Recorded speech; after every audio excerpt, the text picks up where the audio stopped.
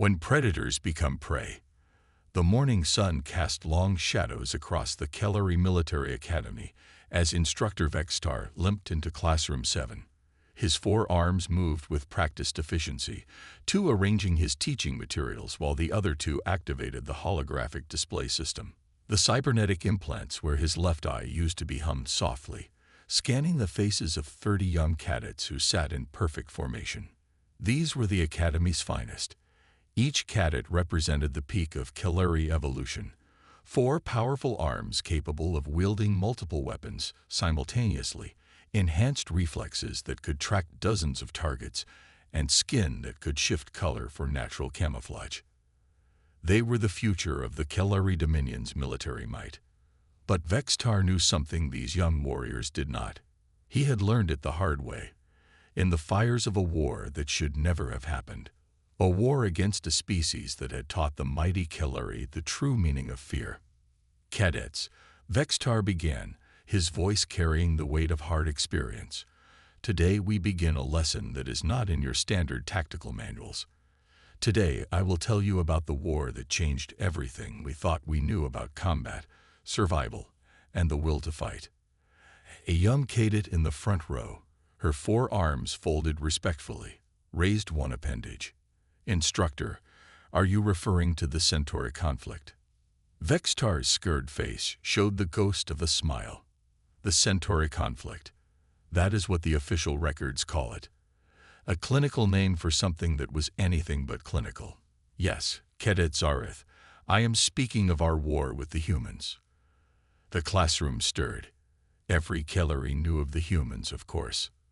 The war had ended only 5 years ago with a peace treaty that surprised many in the Dominion. After all, the Kellery had never before signed a treaty with a species they had initially intended to conquer.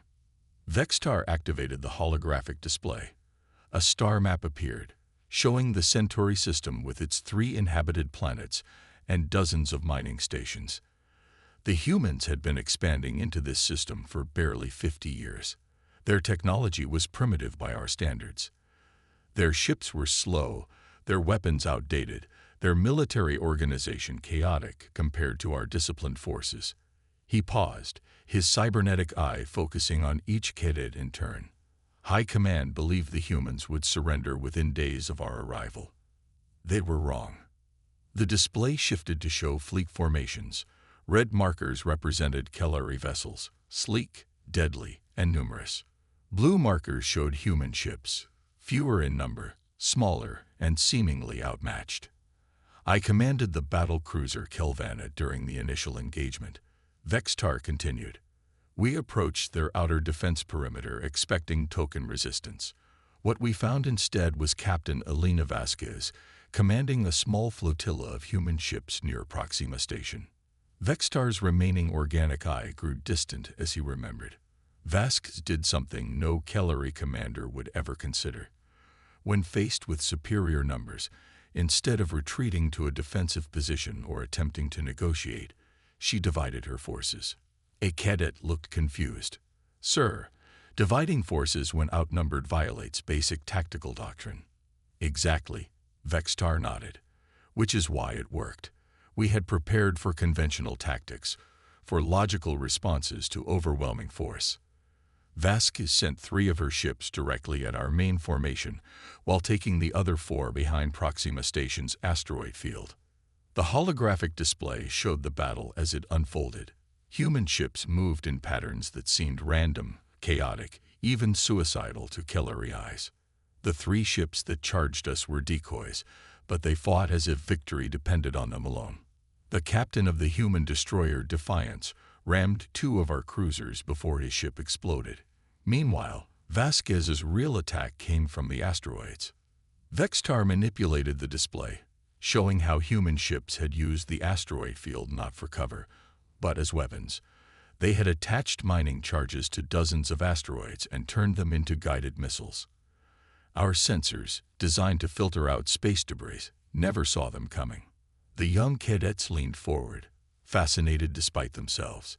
This was not the clean, orderly warfare described in their textbooks. But the true lesson came when we finally cornered Captain Vasquez's ship. The Freedom's Edge. Her engines were dead, weapons offline, life support failing. Any rational commander would have surrendered. Vextar's voice dropped lower. Instead, she broadcast a message to her crew and to us. She said, "If we die here, we die free. If we fight here, our families live free. There is no choice to make." The classroom was completely silent now. Vextar continued. Vasks turned her dying ship into a weapon.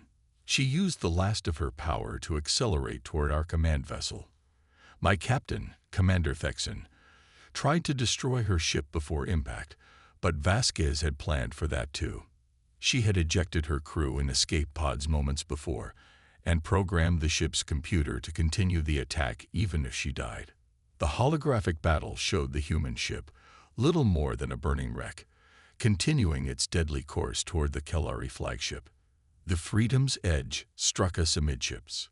The explosion killed Vasquez and 43 of my crew members, including Commander Thexan. But as she died, Vasquez's crew was picked up by other human ships that had been hiding in the outer system, waiting for exactly this moment.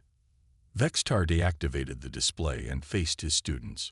We won that battle, if you can call it winning. We destroyed 7 human ships and killed over 200 of their people, but they had destroyed 3 of our vessels and killed nearly 400 Kellari. Most importantly, they had done something no enemy had ever done before. "What was that, sir?" asked Cadet Zareth quietly. "They had made us afraid," Vextar replied.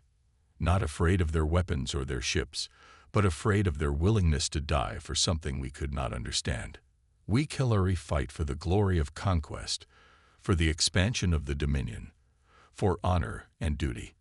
But the humans, they fought for love." He began pacing slowly, his cybernetic implants whirring softly. After the Battle of Proxima Station, High Command sent psychological warfare specialists to study human behavior.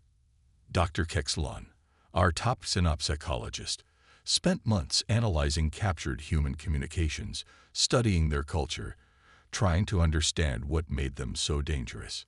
The display reactivated, showing human settlements on the 3 Centauri worlds. Cities, farms, schools, hospitals, the infrastructure of a civilization that had put down roots. What Dr. Kexlon discovered changed our entire understanding of warfare. He found that humans do not fight as individuals seeking personal glory. They fight as part of something larger: families, communities, ideals that they value more than their own lives. Vextar stopped pacing and looked directly at his students.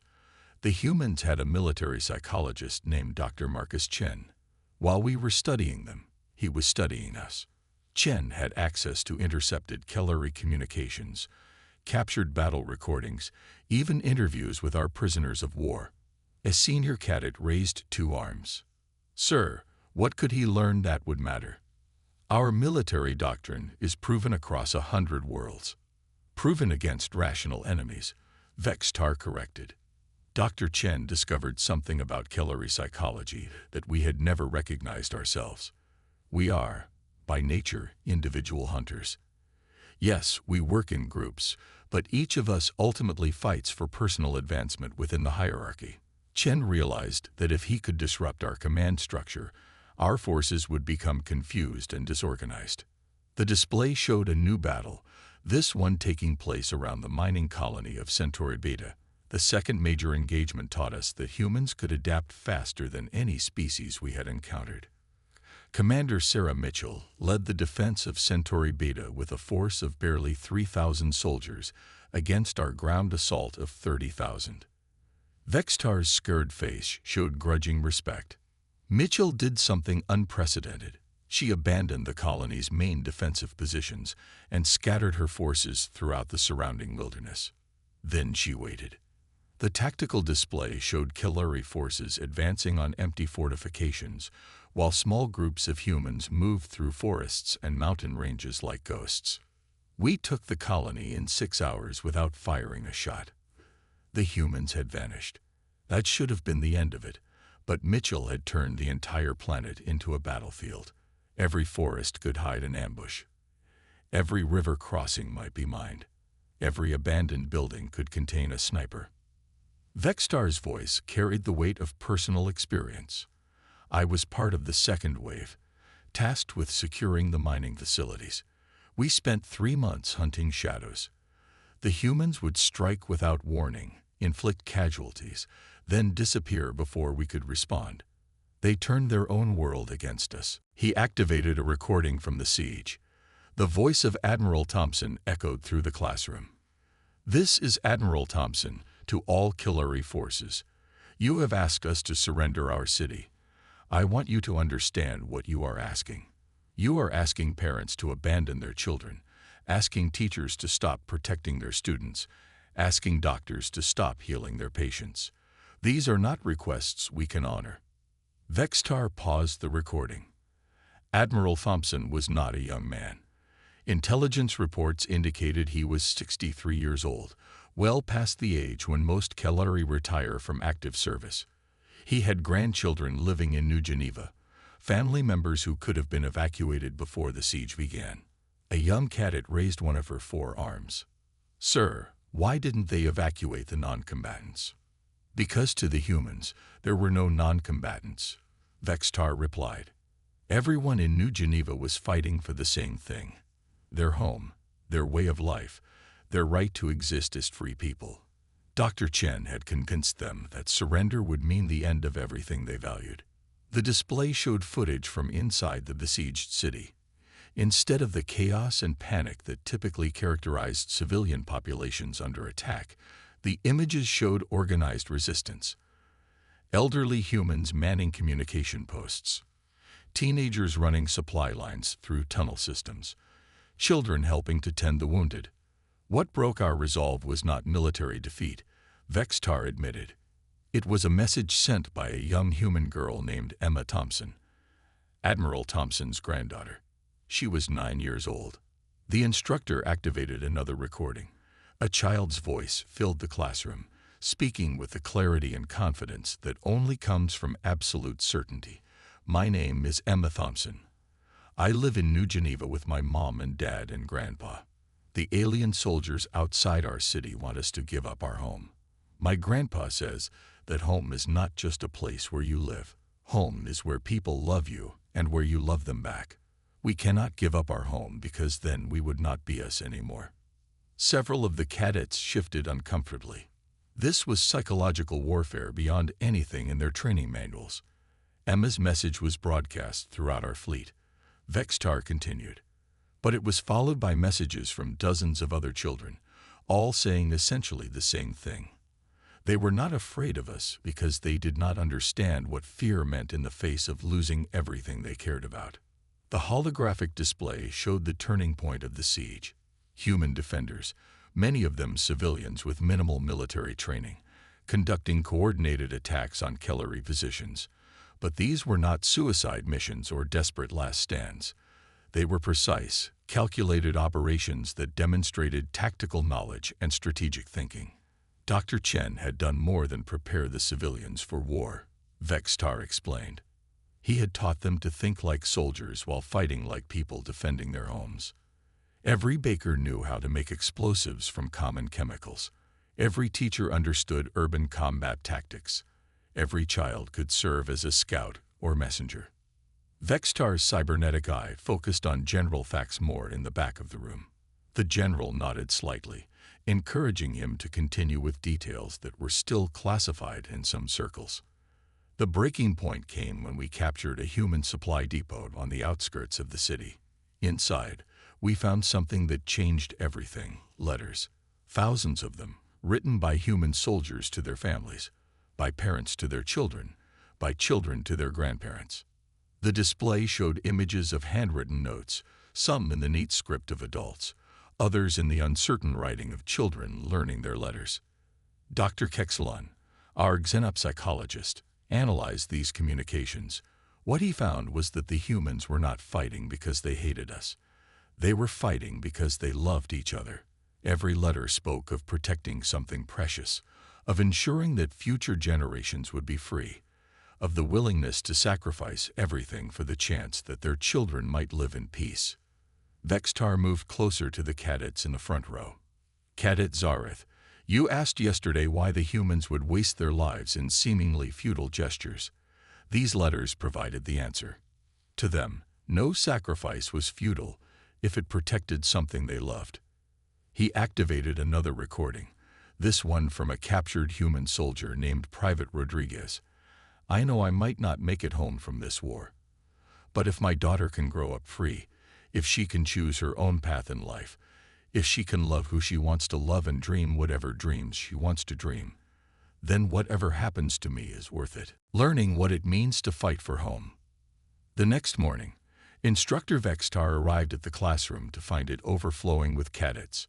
Word of yesterday's lesson had spread throughout the academy, and now senior instructors, visiting dignitaries, and even some off-duty officers had come to hear the conclusion of his account. Vextar surveyed the packed room with his organic eye, while his cybernetic implant scanned for recognition protocols among the audience. He spotted General Faxmore in the back, the current head of Kaluri Strategic Command, and several other high-ranking officials who had been present during the final phases of the war. I see we have a larger audience today, Vextar observed, his four arms moving to activate the holographic display system. Good. What I am about to tell you needs to be heard by every warrior in the Dominion, from the newest cadet to the most senior commander. The display came to life, showing the Centauri system as it had appeared during the final year of the conflict. Human settlements were scattered across all three worlds, but instead of the organized colonies that had been there at the war's beginning, the display showed something different, a network of interconnected communities that seemed to blur the line between military and civilian installations. After the incident at the mountain hospital, Vextar began. High Command decided on a new strategy. If we could not defeat the humans through conventional warfare, we would force them to surrender by targeting their civilian infrastructure. The plan was called Operation Final Strike. A murmur went through the audience. Many of the older officers remembered this phase of the war, though few spoke of it willingly. The target was New Geneva, the largest civilian settlement on Centauri Prime, home to nearly 2 million humans, including the families of many human military personnel. The theory was simple: threaten their civilians, and the human military would be forced to negotiate. Vextar's scared face showed no emotion as he continued. I was part of the fleet that approached New Geneva. We expected to find a defenseless city, protected by perhaps a few orbital platforms, and maybe some old defensive satellites. What we found instead challenged everything we thought we knew about the distinction between soldiers and civilians. The display shifted to show New Geneva as the Kaluri fleet had first observed it. The city sprawled across a river valley, connected by bridges and tunnels, surrounded by agricultural districts and light industrial complexes. It looked peaceful, vulnerable. Admiral Thompson was in command of New Geneva's defenses, Vextar continued. But Thompson's forces were not stationed in traditional military installations. They were distributed throughout the city itself, integrated into the civilian population in ways we had never encountered. A senior instructor called out from the back of the room. Sir, were the humans using civilians as human shields? Vextar shook his head slowly. No, Instructor Caltex. They were doing something far more dangerous from our perspective. They had turned every civilian into a potential soldier. The holographic display zoomed in on the city, revealing details that had puzzled Kaluri intelligence analysts for months. Schools that doubled as weapons training facilities, hospitals that served as both medical centers and strategic command posts, factories that produced both civilian goods and military supplies. Dr. Marcus Chen, the human military psychologist I mentioned yesterday, had spent 2 years preparing New Geneva for siege. But his preparations were not what any military planner would expect. Instead of building walls and fortifications, he had built something far more powerful, a community that refused to be conquered. Vextar manipulated the display to show the human defensive network. When our forces approached the city, we found ourselves facing not an army, but an entire population that had decided to resist. teachers who had learned to use improvised explosives, doctors who could treat wounds while coordinating supply lines, children who served as message runners between defense positions. The room was completely silent now. This was not warfare as the Kelleri understood it. This was something entirely outside their experience. The siege of New Geneva lasted for 4 months, Vextar continued. We had overwhelming firepower, complete control of orbital space, and numerical superiority on the ground. But we could not break the human defense because there was no single point of failure to target. He activated a recording from the campaign. The voice of Commander Mitchell echoed through the classroom. This is our home. Every tree, every rock, every stream is on our side. You may have superior numbers, but we have something you cannot defeat. We belong here. What made it worse, Vextar continued, was that many of Mitchell's soldiers were not professional military. They were miners, farmers, teachers, mechanics, ordinary people who had taken up arms to defend their homes. Dr. Chen had convinced them that they could win through persistence and knowledge of their own terrain. The display showed footage of the conflict. Humans moving through environments they knew intimately, using mining equipment as weapons, turning industrial facilities into fortress systems.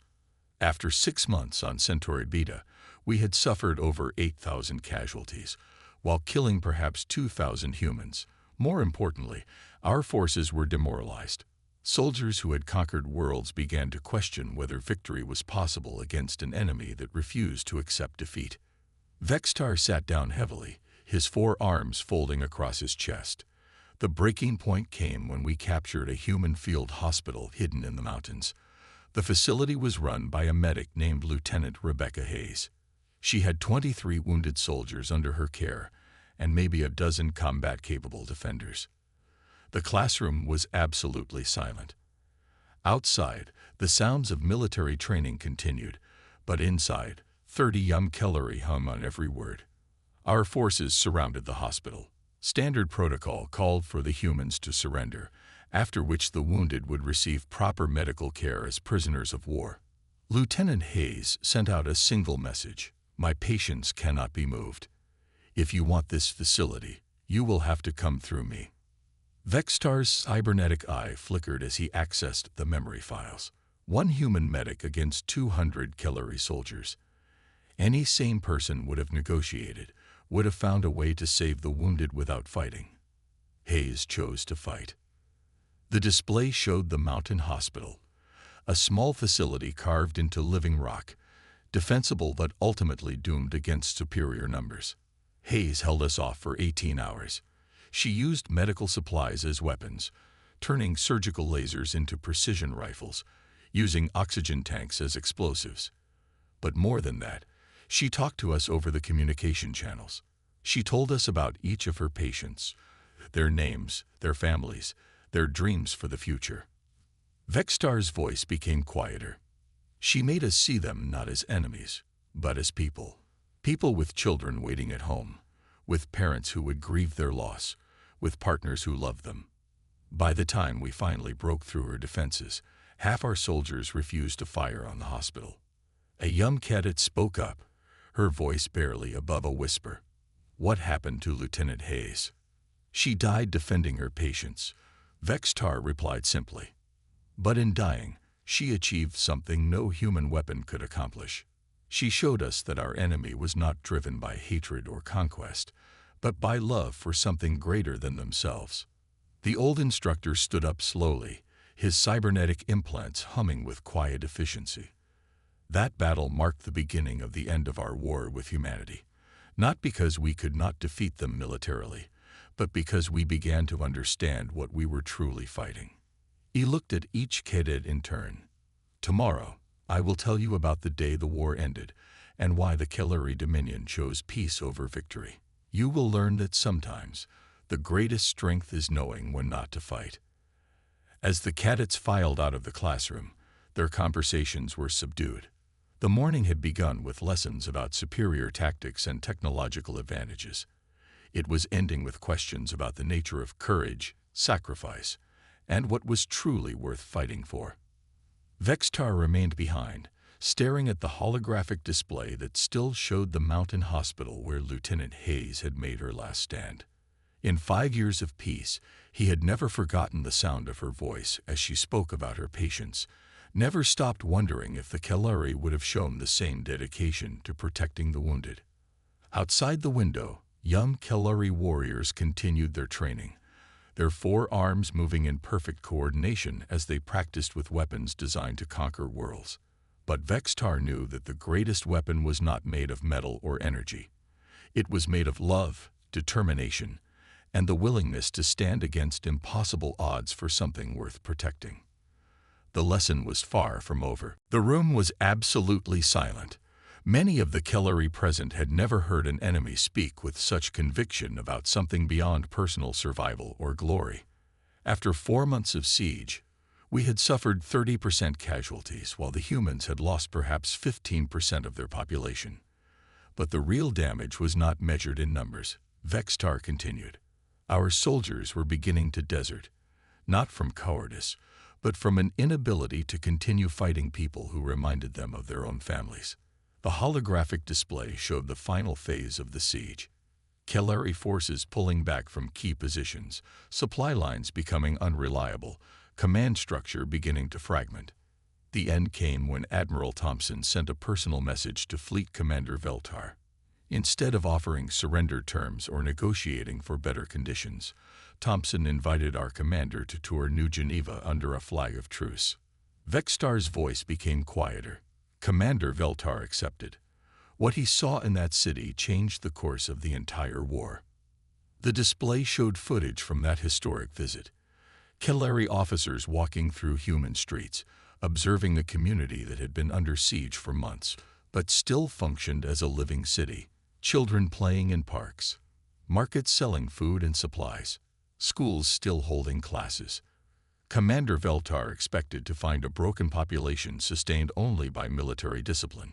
Instead, he found people who had created something beautiful even in the midst of war, a community that supported each other, that shared resources freely, that treated their defenders not as separate from civilian life, but as an integral part of it. The instructor paused, allowing the images to speak for themselves. Human families sharing meals with wounded soldiers. Elderly humans teaching children while anti-aircraft batteries operated from the same buildings. Doctors treating both human and Kellari wounded without discrimination. The final revelation came when Commander Veltar met Emma Thompson, the 9-year-old girl whose message had been broadcast to our fleet. She was not hiding in a bunker or trembling in fear. She was helping to distribute food to refugees from the outer districts, including Kellari prisoners of war who had been wounded during the fighting. Vextar's organic eye focused on a point beyond the classroom, seeing events that had happened 5 years ago, but still seemed immediate. Emma asked Commander Veltar a simple question. Why do you want to hurt us? We never did anything to hurt you. The silence in the room was complete. Even the sounds of training from outside seemed to have stopped. Commander Veltar could not answer her question, Vextar continued, because there was no answer that made sense to a 9-year-old child who had spent months helping to care for wounded enemies, who had seen her community share its resources with prisoners of war, who had watched her grandfather coordinate the defense of everything they loved, while still maintaining his role as a loving family member. The holographic display showed the final image from that day.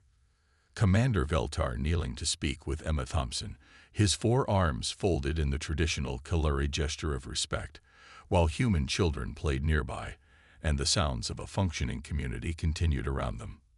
That night, Commander Veltar sent a message to High Command. It contained a single sentence: "We are not fighting soldiers. We are fighting people who love each other more than they fear death." Vextar deactivated the display and faced his audience. The siege of New Geneva ended 3 days later, not because the humans surrendered, but because the Kellari fleet withdrew. Commander Veltar had realized that victory against such an enemy was impossible, not because they could not be defeated militarily, but because defeating them would require us to become something we were not willing to become. General Thaxmore spoke from the back of the room. Instructor Vextar, tell them about the peace negotiations. Vextar nodded. The peace talks were unlike any in Kellery history. Instead of conquered enemies begging for mercy, we found ourselves sitting across from people who had proven that they could not be conquered. Admiral Thompson led the human delegation, and with him came representatives from every world we had attacked. Farmers, teachers, doctors, engineers, and yes, children. The display reactivated, showing the peace conference on the neutral world of Kepler Station. Kellery negotiators in their formal military regalia, sitting across from humans in simple clothing, many still bearing the marks of years of warfare. The humans' opening statement was delivered by Dr. Marcus Chen. He said, "We did not want this war. We do not want your worlds or your resources. We want only to live in peace and to raise our children in freedom. If you can accept that, then we can end this conflict today." Vextar's scared face showed something that might have been regret. The peace treaty signed that day was unlike any other in galactic history. Instead of terms of surrender or demands for tribute, it established something unprecedented: mutual recognition of the right to exist, to grow, to explore, and to defend what we love. He looked at each cadet in turn. The war taught us that victory is not always about superior weapons or larger numbers. Sometimes, the greatest victory is learning when to stop fighting. The humans taught us that there are things worth dying for, but more importantly, they taught us that there are things worth living for. The old instructor gathered his material slowly. The final lesson of the human war is this: respect your enemy, not for their ability to kill, but for their ability to love something more than life itself. When you understand what someone is truly fighting for, you understand whether that fight can ever truly be won. As the audience filed out, many of the senior officers approached Vextar to share their own memories of the war, their own moments of realization about what they had been fighting. But it was young Cadet Zareth who asked the question that everyone was thinking. "Sir, if we fought the humans again today, what would happen?" Vextar looked at her with his remaining organic eye, the cybernetic implant flickering as it processed tactical probabilities and psychological assessments. "Cadet, if we fought the humans again today, they would win. Not because their weapons have improved or their numbers have grown, but because they would still be fighting for the same thing they fought for then: the right to love, to grow, to protect what matters most to them. And we would still be fighting for conquest." He paused at the door. "The humans taught us that the greatest weapon in the universe is not hatred or fear or superior technology. It is love. And love, young cadets, is a force that cannot be conquered, only respected." Outside, the suns of Kelthera were setting, casting long shadows across the academy grounds. In the distance, young Kellery warriors continued their training, their 4 arms moving in perfect coordination as they prepared for battles yet to come. But somewhere in the back of their minds, they all carried the same thought that had echoed through the lecture hall. What would they be willing to die for? And more importantly, what would they be willing to live for? The lesson was complete, but its impact would last for generations.